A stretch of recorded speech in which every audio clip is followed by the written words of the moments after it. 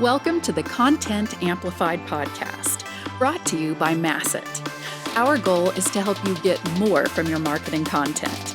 Each episode is a 10 to 15 minute interview with industry experts that share amazing insights to help you squeeze as much juice from your content as you possibly can.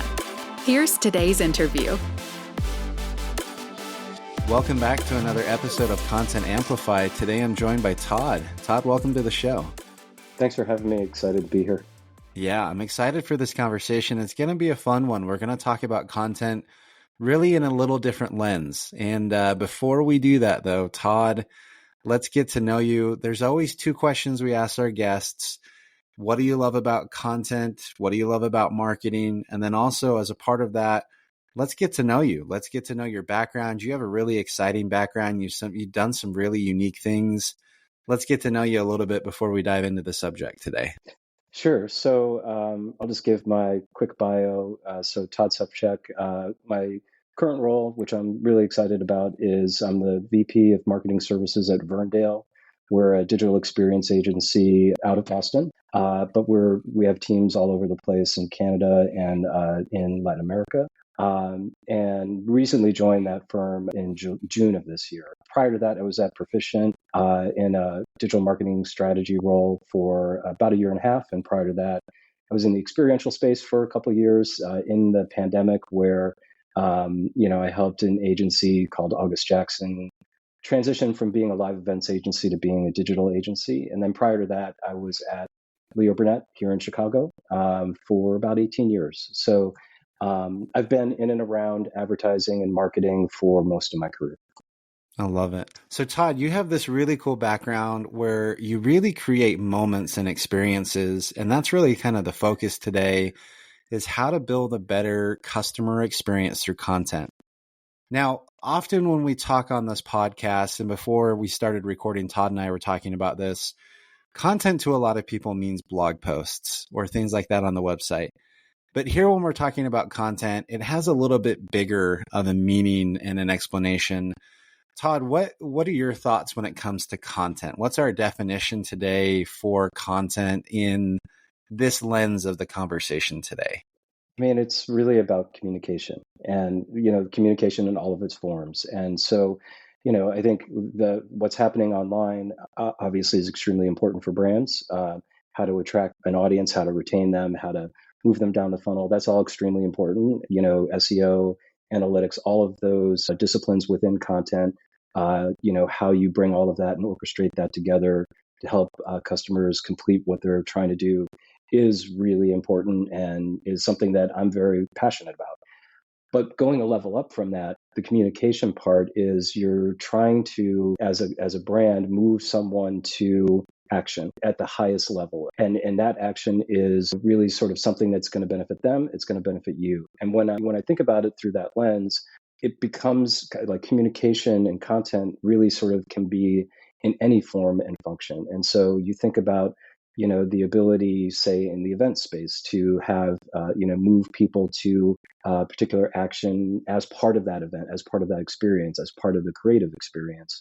When you think about it through the advertising lens, it could be attached to a bigger event. It could be attached to a particular moment in time, a brand launch, those kinds of things. But it's really about sort of, compelling consumers to interact with you in those ways, that I think at the end of the day, it's really entertainment too. I think that's the other thing that's really important. What we were talking about before, this idea that as we start to see more and more content created by AI and not really being meaningful or actually being made by a person, these kinds of bigger experiences that are, more memorable, more entertainment-like, to me, is where that's where brands will ultimately have to go, because that's the real way to differentiate. So I think about it when you say content, I think about it through those lenses. Like I think there's a real important part of it that is absolutely about how you attract, people online. But I also think what's incredibly important is how do you reach them when they're not, when they're out in the world. I love that. So, obviously as a marketer, I'm often thinking, okay, let's get the next blog post out. Let's do this and that and get things done. But really you're talking about how do I create this really impactful experience with a customer? How do I communicate with them? I love your definition of content. It's really communication, and communication happens in so many different ways. How do I start to really break out of this paradigm of social media and blog posts and start to like really think about, okay, well, how do I create experiences with my customers? How do I even like get started with that motion if I haven't done it before?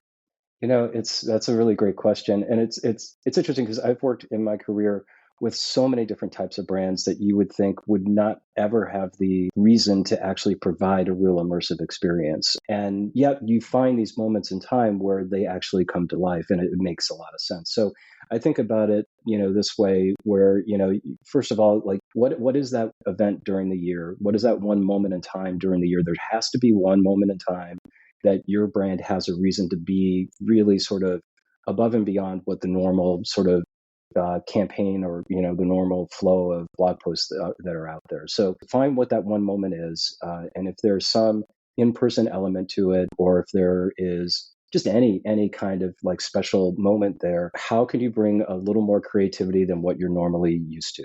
And again, like I've done this through the lens of working with pharma clients, through higher education clients, through CPG clients. I mean, you name it, and every brand has these moments to sort of stand out, and that's where you can start to layer in these other tactics really around how you drive attention using interesting and immersive technology. Again, I think about it like it could be something as simple as, something that you're doing on the mobile web. You don't have to build an app. You can do it all in the browser.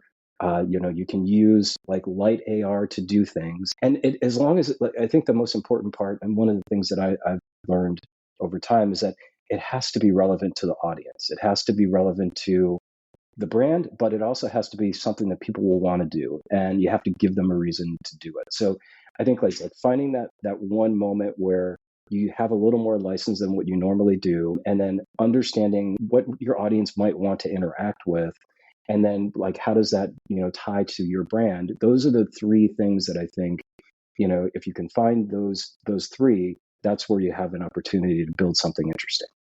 I love that. So if you've decided, cool, I want to have this really cool moment with the customer and really interact and communicate, how do I do the research to actually come up with some of these ideas? Where does the brainstorming happen? How do you really explore? I mean, often this uses like really cool technology, AR, VR, it could be in person, things like that. But really, how do I find those insightful moment opportunities through research or discovery? Like, what's your process for that? There's a couple ways to do it. First of all, I'm always looking and always learning and always looking at what other brands are doing. That's always the best way to start. Like, so find your five best, five top brands, maybe either in your category or outside of your category, or maybe a combination of the two, and look at how they're doing this kind of work, because they are. And that's the interesting thing. Pre-pandemic, not a lot of brands were doing this, and it was a really sort of tough slog to get the brand managers on board with why we would want to, make packaging come to life, et cetera, et cetera. But now it's a little different. After the pandemic, like people have been trained to look for digital opportunities in everything that we do. So you start sort of looking, competitors, maybe seeing what they've done, learning from what worked and what didn't work, because it's always a balance between those two things. Looking outside of your category to maybe a more aspirational category, and seeing sort of what, say, the Coca-Colas of the world are doing, or even how the Olympics are, the way that NBC is dealing with the Olympics in terms of all the different channels that you can interact with them. Like looking for those other moments of inspiration where you can bring some element of that into what it is that you want to do. And then the other thing is talking to your peers and understanding, like, when they did build something, who did they work with? And like looking at those production companies and seeing the examples of work that they've done. And there's so many talented ones out there now that are just, they're craftsmen and really understand how to take an idea, really make it work within whatever platform. And so, again, like, there's parts of this too where maybe you just do it on a social network that already has it. Like, so maybe it's just a lens on Snapchat, if that's your audience. audience. Or, if you have a little bit bigger of an audience and they're much more mobile centric, maybe you could put an app together that has some kind of immersive experience. But I think it's really understanding what's out there, and it's sort of, you really have to lean into looking at this stuff all the time, because there's so much great work out there. And again, like, over the past couple of years, it's just amazing how much great work it just continues to come and come and come. So I love it. I love it. And in light of finding that inspiration, you were telling me some really cool ideas, things that you've done in the past, some really cool stories. Do you mind sharing some of those just to kind of get the wheels turning for some people listening in today? sure. So one that we talked about that I think really made a lot of sense, and was or would make a lot of sense to explain a little bit further, is when I was in the experiential space, we had a client in the pharma space. And so, they had a product launch that was coming up. And when you think about pharma and you think about, the pharma sales rep, you generally can paint a picture of who that person might be. They were actually in this sort of, I guess you would call it an inflection point, where, they had been selling the market leading, I guess drug, and really sort of had that whole system figured out. And now that was going to go away, and they had to go into a different mindset. So they were going through this transition, and we really needed to create an experience with this product launch that was really going to make them excited. That was essentially the brief. If you boiled it, up to its highest level, the best launch ever. That was essentially what the marching orders were. That's not an intimidating directive at all. Best No. launch ever. That's all we need today. That's it. So we created this whole event around the launch, where, again, this is sort of like coming out of COVID. It was, we could still do in person. So, but the in person was restricted to, a certain number of people. And given how many people were involved in this, we had to have the event in 4 different locations here in Chicago. And so, what we ended up creating was an app. They all had iPads. All of the reps had iPads. So we worked with a fantastic partner, Current Studios. They're based in Nova Scotia. And we built this whole game around participation, and really sort of using that gamification, all of these different gamification elements to bring it all together. One of the things that worked really well was because they're salespeople, we knew that obviously they're super competitive. And so, we created a leaderboard that showed up in every one of the venues so that they could see how they were doing relative to their peers. And that really got them into it. So everything you could do, you got points for. The leaderboard refreshed every night. One of the interesting things we did is we put posters in each one of the venues that, essentially it's the 19 crimes thing, where you scan the image, and then the image comes to life and tells you the story. So we did that, and but what was really nice about that was our creative team, made it an educational moment around how these, this new medicine was going to help, and how it helped people. And so, like, making that link to how this thing is going to help people really sort of made it, brought it down to ground level, and humanized it essentially through the lens of your iPad. But that was really one of the ways that we did it. And again, like, it was part of the whole concept. Like, my piece of it was that helping our creative team realize the digital aspects. And we had a fantastic creative team that really could take that idea of the app and the leaderboard and really ran with it. And so I think, like, that's the way to, that was one of those moments that I mentioned before. Like, it's a very important moment for the company. They have people that are there for a very specific reason. And, how do we, knowing our audience, how do we build something for them that we know that they will use, and that they've got the technology to use it and the motivation to use it. So it's like all of those things came together to really, really sort of make that a successful event. So I love that example. I mean, first and foremost, the idea of, hey, we have these restrictions. So rather than just saying, okay, we can't do something in person, or we can't invite everyone, you went beyond that and said, okay, no, we're just going to have 4 or 5 hotels. We're going to do it in different locations. And then the leaderboards, and then the interactive posters. And there are so many moments that I guarantee every single person that was there remembered that so much more than your typical presentation, online video, webinar kind of an idea. I love it because the experience was a part of the content. And I think that's kind of the whole message here. is the experience can be the content, right? Yeah, and you're exactly right. I think you know, first of all, like the client at the very end of it, who gave us the brief, best launch event in the world, said it was the best launch event that we've ever done before. So like we met the brief, and again, huge team of people, super talented people. Everyone did a great job.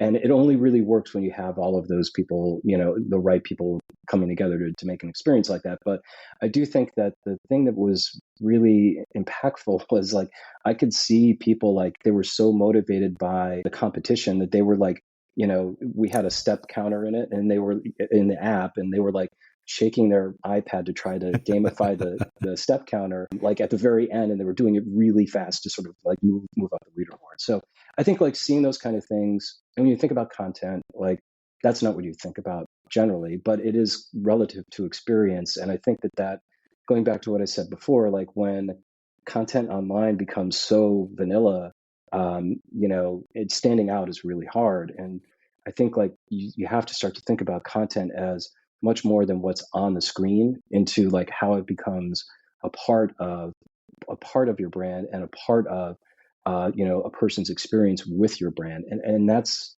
not just on the website, that's outside of it, that's in moments, and that's again, understanding how to help people complete things. I think that's going to be a much more important thing than maybe it was before. That's a beautiful way to end this episode. I love that summary. It has completely changed how I look at experiences and how to really extend the content. Todd, this has been an awesome conversation. Thank you so much for your experience, all of your insights. If anyone wants to reach out and connect with you and talk about events and experiences and how to really create content at a whole new level, basically, how and where can they find you to have that conversation? They can find me on LinkedIn, or they could email me at Ferndale. All my contact info is on the Ferndale website. And I'm sure we could put that in the notes as well. So, yep, we'll put it in all the show notes so everyone can find it quick and easy. Again, Todd, thanks again for the time today. Really appreciate it. Great. Thank you so much, Ben. Thank you for listening to the Content Amplified podcast. Please subscribe and leave us a review. And for additional ways to get more out of your content, visit our website at getmasset.com. That's getmasset.com. And tune in next time to the Content Amplified podcast.